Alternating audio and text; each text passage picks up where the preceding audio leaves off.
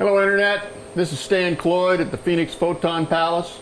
I finally got my new inverter in off the truck and into the shop. Of course I had to take most of the things out of the shop, clean it up. And then we run into that age-old problem with any new piece of equipment is, how do you get the dang pallet off the bottom of it?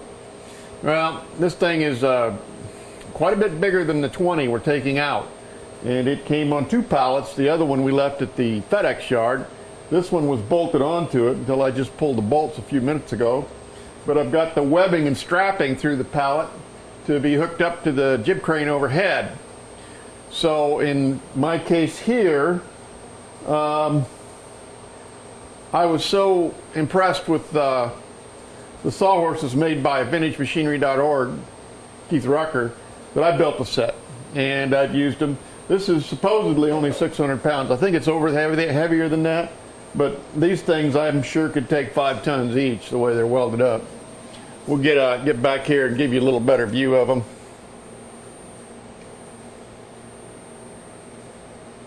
There you go. I put more steel in mine. I had a little more steel. He used 2 sticks, I used 2.5. And I also used his 4x4 cut down for the tops. So if I run through them with a saw, I don't destroy the carbide blade on the bridge work of the iron of the thing. Now in the case of this particular unloading, my electrical hoist, I've got it down to work on it. So I was impressed enough with the jib crane that Adam Booth put in that I just had to build one.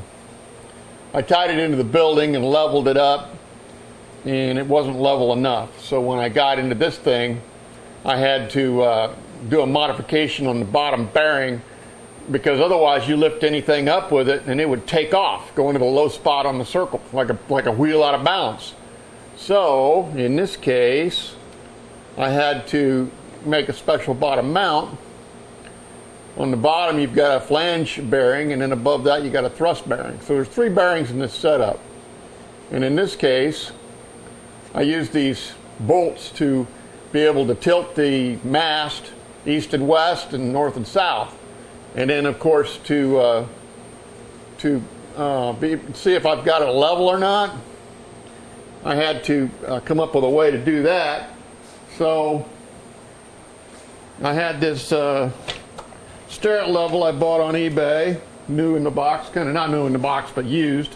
And I've got my fancy Windy Hill Foundry equipment square, also machined by Adam Booth. And then with the 2 of them, I could actually see if I'm plumb or not to a high degree of accuracy here. And it worked very well. But I don't know how much the building has moved under the extreme tension of that winch setup up there.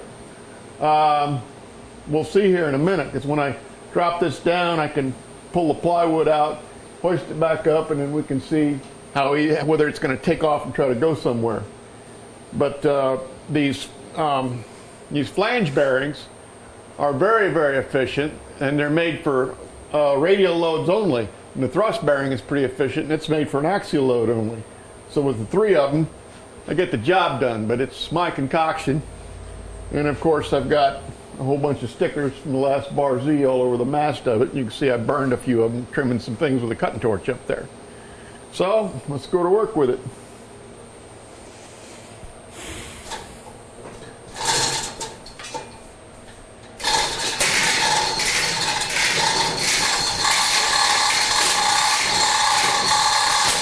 Well, we're down.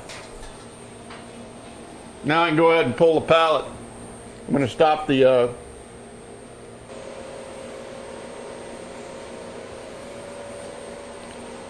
okay, we've got it down on bars sitting on the sawhorses, so I can come up with a way to rig this thing to easily get it up and handle it, because I've got to take the 20 kilowatt inverter off of its rack, shorten the rack, and put this one back, and I need an easier way to lift it without all the strap falderall.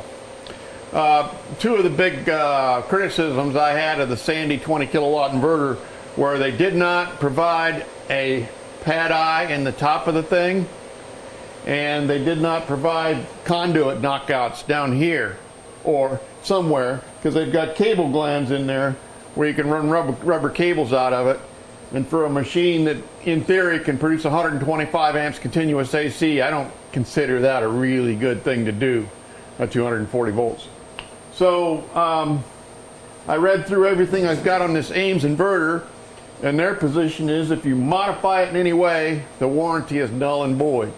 So I've used my 20 kilowatt for several years from Sandy, and it's heavily modified because it's got 2-inch conduit ports on it, and it's got a steel subframe up inside for a pad eye. So in this case, since I don't want Ames to play games on me, I got to come up with an innovative way to easily lift it that doesn't void the warranty and gets rid of all this kind of baloney and malarkey. So that's the name of that tin.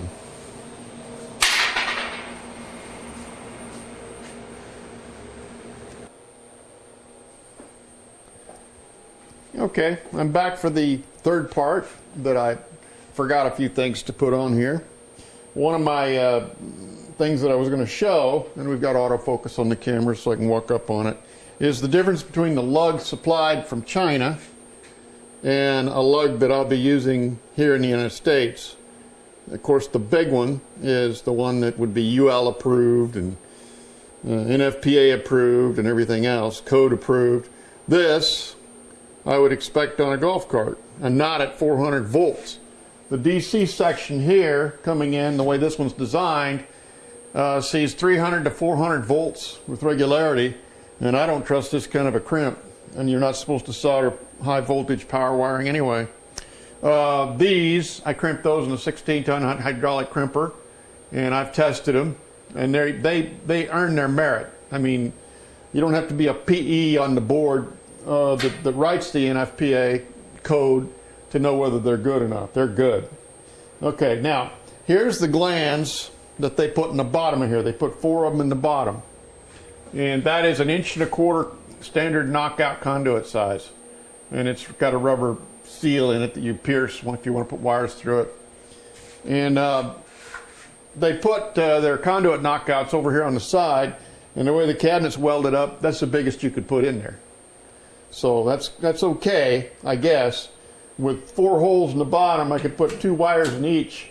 So I'd have neutrals, hots, and DC going out the bottom. That might be able to make it work, but it's going tight. I don't like running wire tight. So in my 20 kilowatt, when I did the mods to it, which would void the warranty on this without a waiver, I put in the 2-inch style, a 2-inch size conduit. And of course, which would you rather be fishing a bunch of wire through? Especially if you want to be quick about it. Okay.